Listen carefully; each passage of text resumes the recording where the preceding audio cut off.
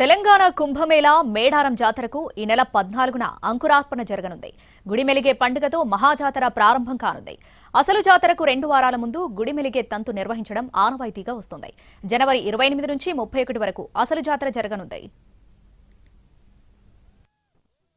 ఆసియాలోని అతిపెద్ద గిరిజన జాతరగా పేరుగాంచిన మేడారం సమ్మక్క సారలమ్మ మహాజాతరకు సమయం దగ్గర పడుతోంది. ములుగు జిల్లా తాడువాయి మండలంలోని మేడారం గ్రామం వనదేవతల రాక కోసం ముస్తాబవుతోంది. 4 రోజుల పాటు అశేష జనవాహిని మధ్య జరిగే ఈ మహా ఉత్సవానికి ఇప్పటికే పూజారులు ముహూర్తాలు ఖరారు చేశారు. ఈ నెల 28 నుంచి 31 వరకు జాతర జరగనుంది. ప్రతి 2 ఏళ్లకు ఒకసారి జరిగే మేడారం జాతరలో ప్రధానంగా 4 ఘట్టాలు ఉంటాయి. మాఘశుద్ధ పౌర్ణమికి 2 వారాల ముందు, పౌర్ణమి తర్వాత 1 వారం పాటు వడ్డెర పూజారులు, మొత్తం 4 బుధవారాలు ఆదివాసీ పూజారులు ప్రత్యేక పూజలతో జాతర నిర్వహించడం ఆనవాయితీగా వస్తోంది. 14న జరిగే గుడిమెలిగే కార్యక్రమంలో భాగంగా వడ్డెర పూజారుల కుటుంబాలు ఇళ్లు శుద్ధి కార్యక్రమం అనంతరం మేళ తాళాలతో వెళ్లి మేడారంలోని సమ్మక్క దేవాలయాన్ని శుద్ధి చేస్తారు. ఆలయం లోపల అలికి సమ్మక్క ప్రతిరూపానికి పూజలు చేస్తారు. అదే సమయంలో కన్నెపల్లిలోని సారలమ్మ దేవాలయంలో కూడా శుద్ధి చేసి ఆదివాసీ ఆచార సంప్రదాయాల ప్రకారం పూజలు చేస్తారు. మేడారంలో గుడిమెలిగే సమయంలోనే ఏటూరు నాగరం మండలం కొండాయిలోని గోవిందరాజు, గంగారం మండలం పూనుగొండలోని పగడిద్దరాజు ఆలయాలను ఆదివాసీ ఆచార సంప్రదాయాల ప్రకారం శుద్ధి చేసి పూజలు నిర్వహిస్తారు. ఇలా గుడిమెలిగే పండుగతో మేడారంలో మహాజాతరకు తొలి అడుగు పడుతుంది. మేడారం మహాజాతరకి ఎలాంటి ఆటంకాలు ఉండొద్దంటూ జనవరి 21న మండమెలిగే పండుగను ఆదివాసీలు నిర్వహిస్తారు. ఈ మండమెలిగే పండుగలో భాగంగా సమ్మక్క కొలువుదీరిన చిలకలగుట్ట నుంచి చెట్టు మండను గడ్డిని తీసుకొచ్చి మేడారంలోని సమ్మక్క గుడిలో ఉంచుతారు.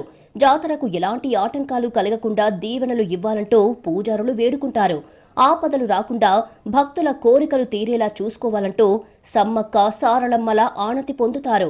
ఈ 2 పండుగలు ముగియడంతోనే మేడారంలో జాతర వాతావరణం పీక్ స్టేజ్కు చేరుకుంటుంది.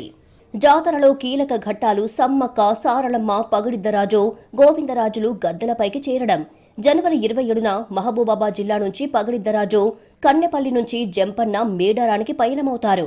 జనవరి 28న కన్నెపల్లి నుంచి సారలమ్మ, కొండాయి నుంచి గోవిందరాజులు, పూనుగొండ్ల నుంచి పగడిద్దరాజు మేడారం చేరుకుని మేడారంలోని సమ్మక్క గుడిలో సమ్మక్క అనుమతి పొందిన తర్వాత వడ్డెర పూజారులు మేడారం గద్దెలపైకి చేరుస్తారు.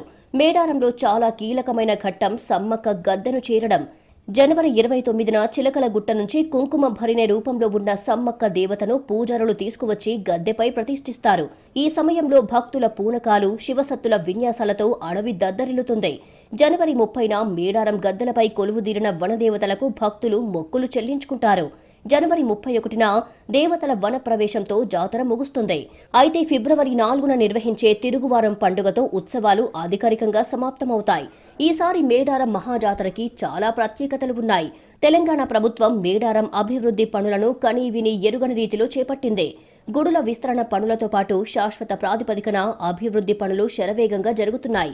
ఈసారి రికార్డు స్థాయిలో భక్తులు వస్తారు అనే అంచనాతో ప్రభుత్వం 100 కోట్ల రూపాయలకు పైగా నిధులతో ఏర్పాట్లు చేస్తోంది.